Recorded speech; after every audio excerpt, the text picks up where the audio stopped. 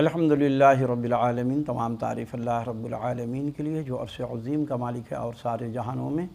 اسی کی بادشاہت ہے۔ اب دیکھ لیجئے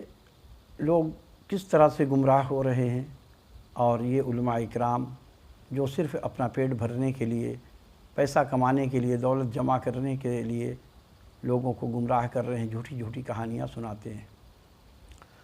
کہانی کیا سناتے ہیں آپ لوگ دیکھ رہے ہیں، غوث پاک پر انہوں نے کیسے کیسے جھوٹ باندھے ہوئے ہیں۔ غوث پاک پر یہ جھوٹ باندھتے ہیں کہ وہ پیدا ہوئے اور جب مدرسہ میں گئے پڑھنے کے لیے تو انہیں 15 پارہ قرآن مکمل یاد تھا، زبانی یاد تھا، یعنی کہ 15 پارہ کے وہ حافظ قرآن تھے، جبکہ قرآن کہہ رہا ہے کہ جو بھی ماں کے پیٹ سے پیدا ہوتا ہے اسے کسی چیز کا کوئی علم نہیں ہوتا ہے، وہ بالکل لا علم ہوتا ہے۔ اور اسی طرح سے غوث پاک پر یہ لوگ جھوٹ یہ بھی باندھتے ہیں کہ انہیں غیب کا بھی علم تھا،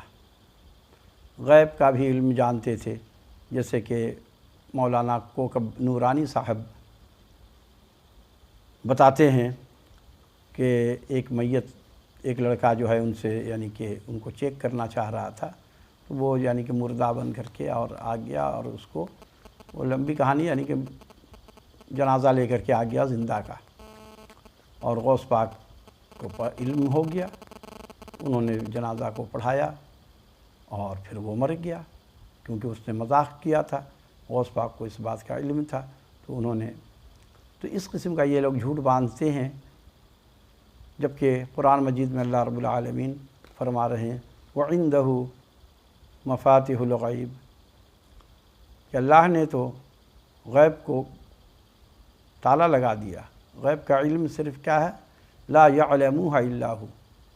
اللہ کے سوا غیب کا علم کسی کے پاس نہیں ہے۔ ہاں، انبیاء علیہ السلام کو اللہ نے جتنا غیب سکھایا، جبرائیل کے ذریعے سے ان کے پاس پیغام اللہ بھیج دیتا تو وہ علم انبیاء علیہ السلام کے پاس تھا، لیکن انبیاء علیہ السلام جب دنیا سے چلے گئے تو وہ علم ان کا بھی ان کے ساتھ چلا گیا۔ اب جو لوگ یہ سمجھتے ہیں کہ ان سے مرادیں مانگی جائیں تو یہ ان کی غلطی ہے اور یہ شرک ہے۔ حاجت روا مشکل کشا جیسے کہ یہ لوگ غوث پاک کو پکارتے ہیں اور ان سے دعائیں مانگتے ہیں، اب تو ڈھکی چھپی بات نہیں ہے، سب لوگ دیکھ رہے ہیں کہ کس طرح سے یہ لوگ مزارات پہ جاتے ہیں اور اپنی مرادیں ایسے ڈائریکٹ مانگ رہے ہوتے ہیں کہ یہ بھی وسیلہ کا تو دعویٰ یہ کرتے ہیں کہ ہم تو وسیلہ دیتے ہیں، لیکن وسیلہ کا تو مطلب یہ ہوتا کہ یہ کہتے ہیں کہ اے غوث پاک آپ میرے لیے اللہ سے سفارش کر دیجئے، دعا کر دیجئے،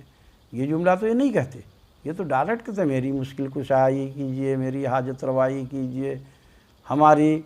پریشانی کو دور کیجئے، میری گناہوں کو بخش دیجئے، یہ تو ان سے مدد مانگتے ہیں، گویا کہ انہوں نے ان کو نعوذ باللہ خدا مان لیا ہے اور اپنے نفس کو خدا بنا لیا ہے کہ ان کا نفس جو کہتا ہے یہ وہی کر رہے ہیں۔ انہوں نے قرآن اور حدیث سے کوئی سبق لینا نہیں ہے، انہوں نے اپنے دل کو خدا بنا لیا ہے، اور اب تو میں نے ایک ان کا یہ بھی دیکھا کہ غوث پاک کا پتلا انہوں نے بنایا ہوا ہے اور اس کو غسل دے رہے ہیں، تو نعوذ باللہ ان لوگوں کو اللہ ہدایت دے، آمین۔